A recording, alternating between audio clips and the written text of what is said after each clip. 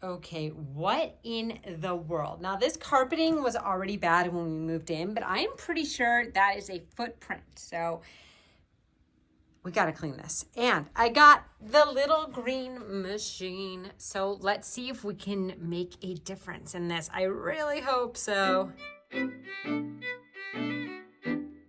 Here are some of my tips to getting out those deep, dark stains. So first of all, I go over everything. And then I go over it a second time and even a third time. I find sometimes you just got to do it again and again, but that seems to really, really, really work.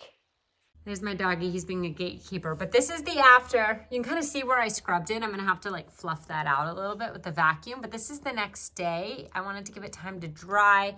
It's not perfect, but this carpeting's pretty thrashed. I don't know that it could get much better. These stains were in here when we moved in. We're gonna have to just eventually replace, but I gotta say the little green machine is phenomenal, phenomenal. Remember there was like a black footprint. It's gone.